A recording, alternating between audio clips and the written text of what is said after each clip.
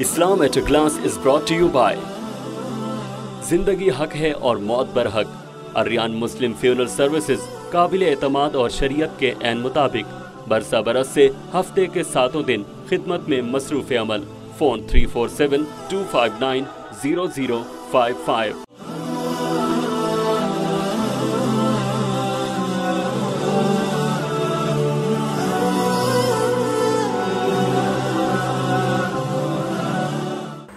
अस्सलामु अलैकुम वरहमतुल्लाहि वबरकातुह। अल्हम्दुलिल्लाह अहदा वस्सलातु वस्सलामु अला नबिय्य बअदा। Dear viewers, today's topic is about hijab in Islam. This topic is much in discussion these days and even have become sometimes a topic of debate and even among Muslims. This tells you that something which has not been debated for 1400 years has now come under some debate and discussion. So it's good to discuss this topic, as it's a very current situation that we need to discuss and dispel some of the misconceptions that are being thrown around this topic. So to start with, I think I will just recite parts of two of the ayahs which are directly related to this subject, and we will use this reference as we go about in our discussion. So the first ayah that is referred for this subject is from Surah An-Nur, which is Surah number 24 and ayah 31 of this surah. So I'll not recite the whole ayah for the sake of time, and just read the part that is related to the hijab. In that it says, وَلَا يَضْرِبَنَّ بِخُمُورِهِنَّ عَلَى جُيُوبِهِنَّ. In that, Allah subhanahu wa ta'ala through his prophet is telling the believing woman to draw their khimar or the headscarves on their chest. So this is one of the reference from the Quran about the hijab, and the other one is from Surah Al-Ahzab, that is also used by scholars as a reference towards hijab. That is Surah number 33. This is a small ayah, so I'll just read the whole ayah for you. Bismillah ar-Rahman ar-Rahim. Ya ayyuhan nabiyyu qul li azwajika wa banatika wa nisa'il mu'minina yudnina alayhinna min jalabibihinna zalika adna an yurafna fala yu'zayna wa kana Allahu ghafurur rahima.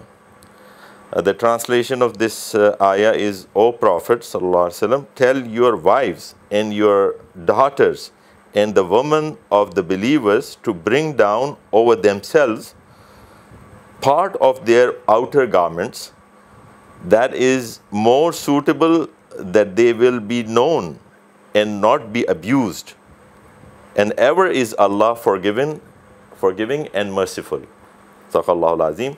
So these two ayahs, as I said, that they are referred to when on this subject of hijab. In one of the ayah, it is said that the Muslim woman should cover their chest with part of the khimar. That means the khimar is the head scarf. That means head is already covered. It is applied there. The head is already covered, and the part of it is thrown on top of their chest, so their adornment is concealed. That's how the rest of the ayahs, part of the ayah says.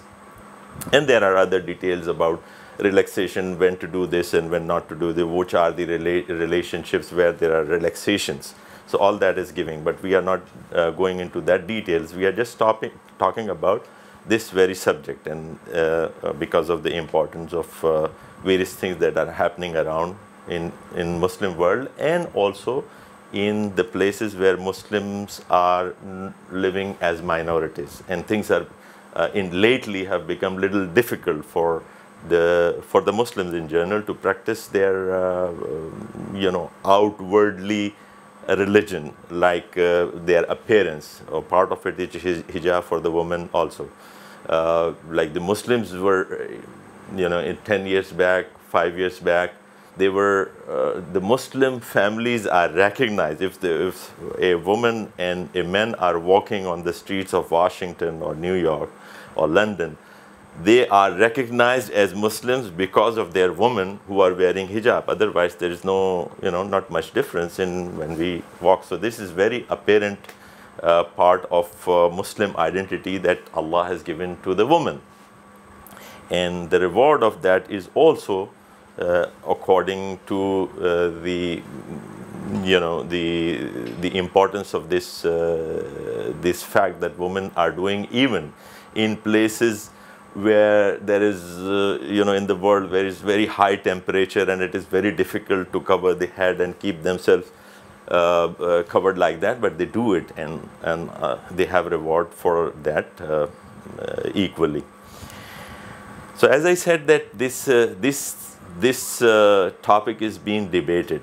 For 1400 years, the Muslim society was never this type of things have come under debate.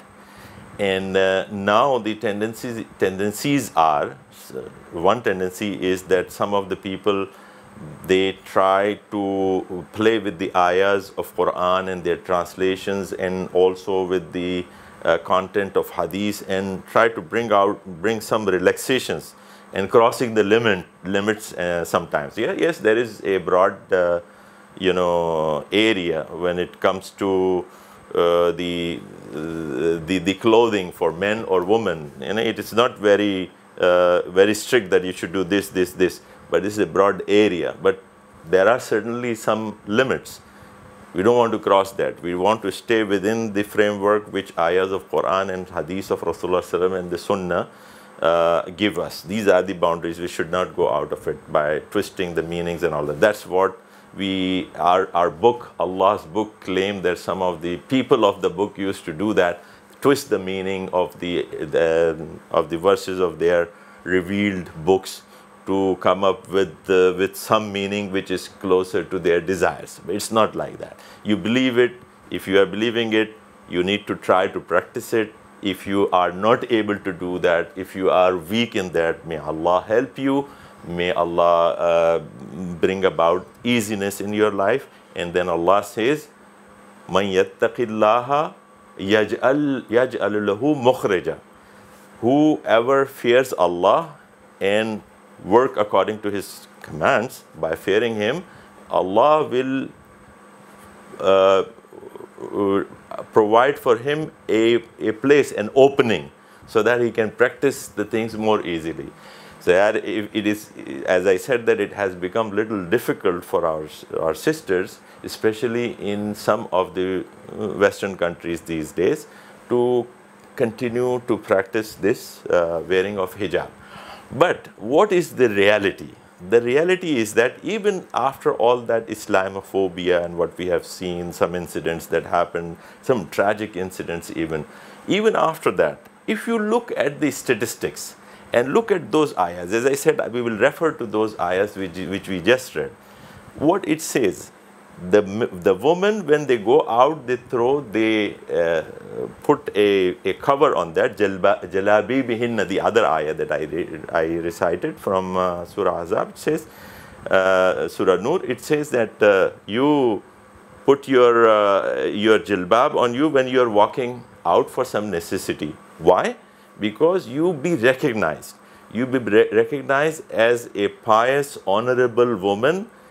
And the miscreants and the hooligans will not bother you, will not harm you, will not abuse you.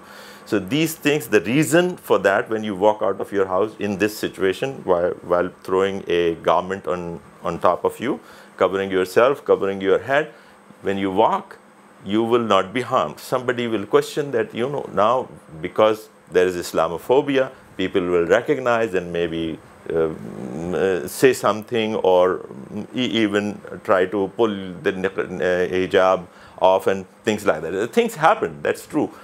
But the statistics show us that the number of such incidents still are not so alarming, as the statistics that we can see is for the abuse of women in general in those societies. I should not say it's not alarming. It is alarming. Even a little bit should be alarming. But I am comparing the two.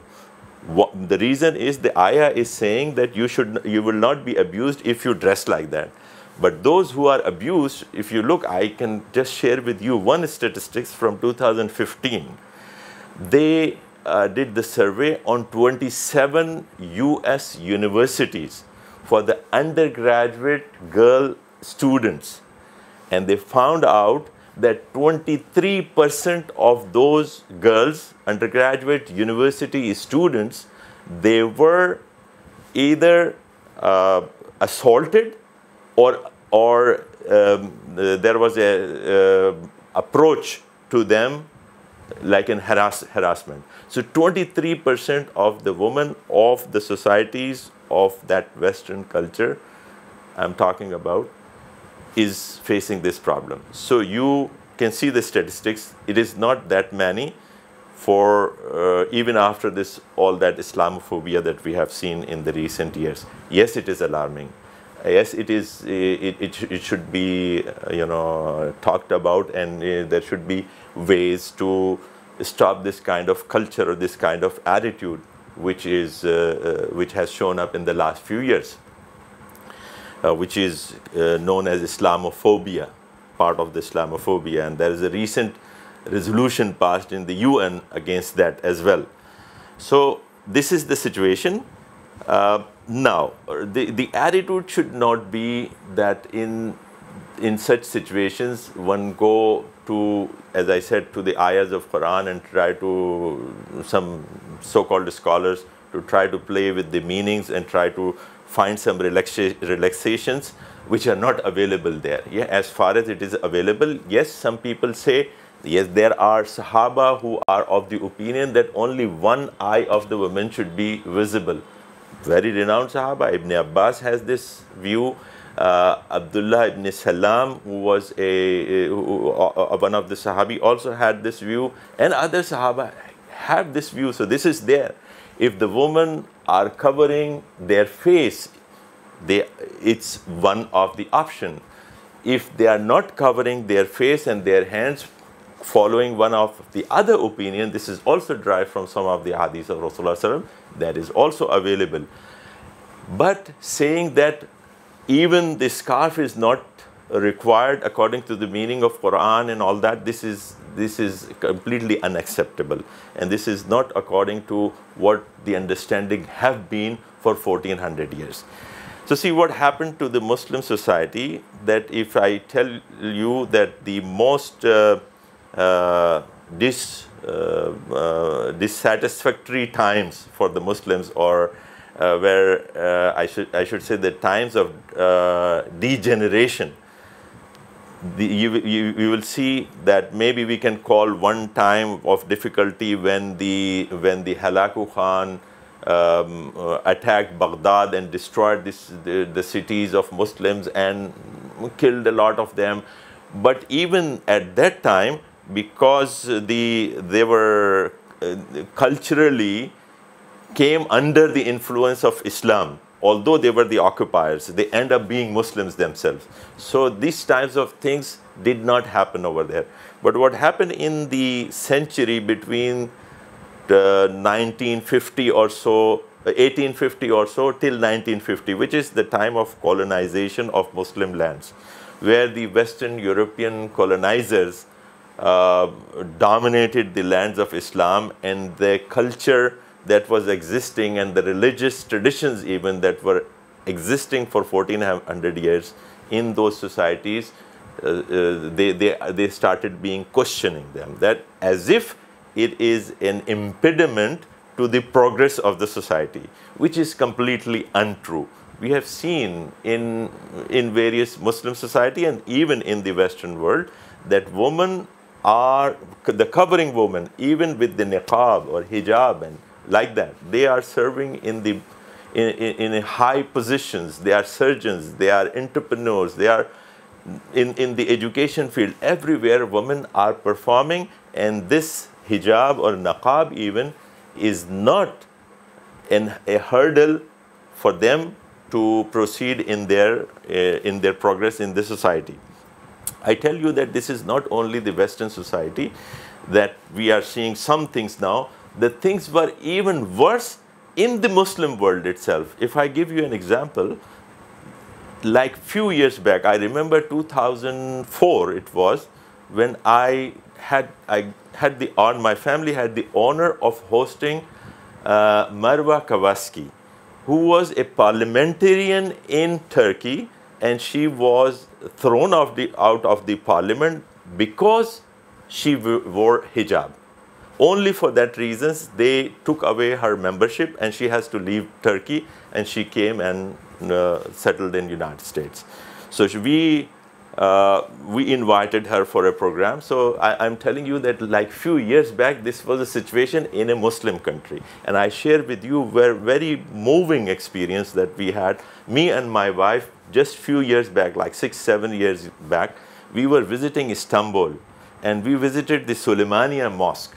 In Suleymaniye Mosque, when I went to make wudu, I told my wife to sit outside, and she was sitting there, and she was covered with her hijab.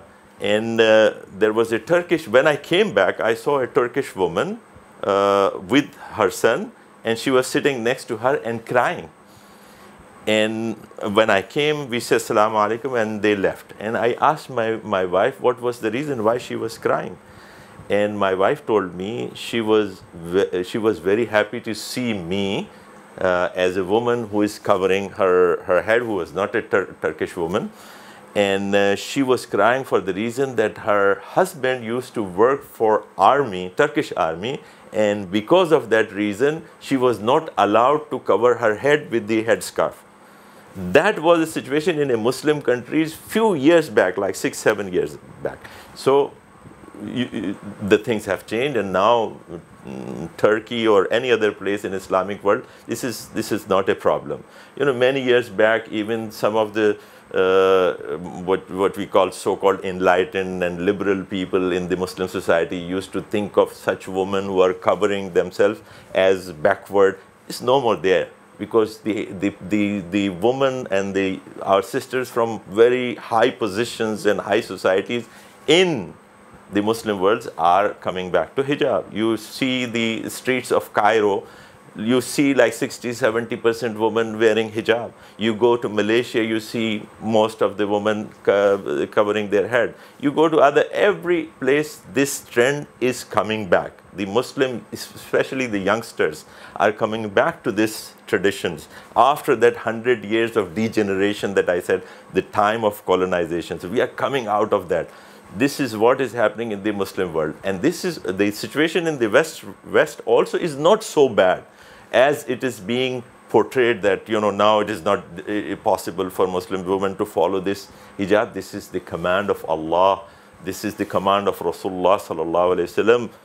So Muslim women have to think of that order, that instruction like that. And if there is a difficulty, may Allah make it easy for them. As I said, that whoever, the ayah of Quran says that whoever will fear Allah and practice his deen accordingly, Allah will find ways. It is same like the men in the West, they or even women, they try to stay away from the mortgage, which is haram.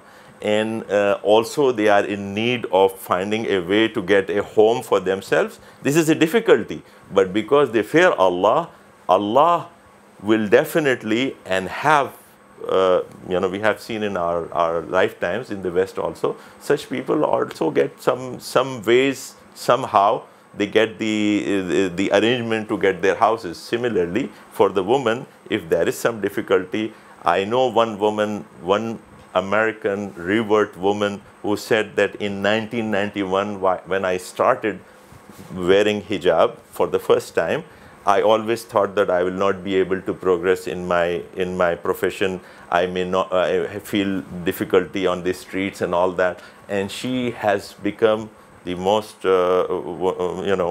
very much successful woman in her career. She did a PhD. She has done, very highly paid jobs in the United States, and she is happily married. So all that is happening in the background, Islamophobia and all that, but this is not a situation where we start reinventing Islam. Islam is there. If you can practice it, you accepted Islam, you have to agree to certain things that Allah is telling you.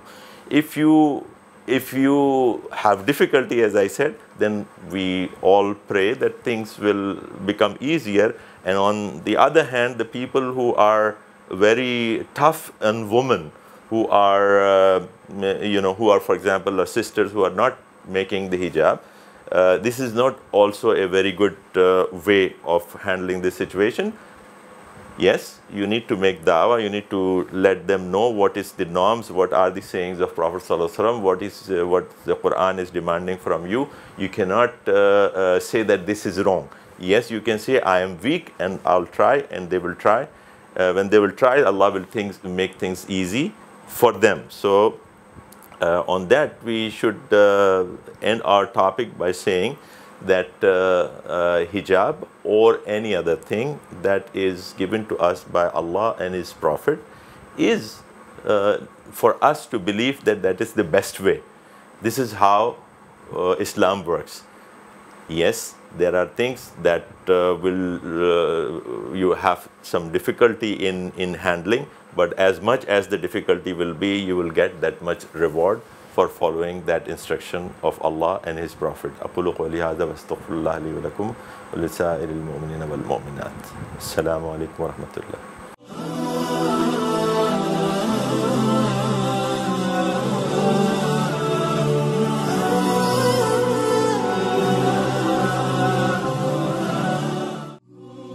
Islam at a Glance was brought to you by जिंदगी हक है और मौत बर हक, अर्रियान मुस्लिम funeral services, काबिल एतमाद और शरीयत के ऐन मुताबिक बरसा बरस से हफ्ते के 7 दिन खिदमत में मसरूफ़ अमल। फ़ोन 347-259-0055।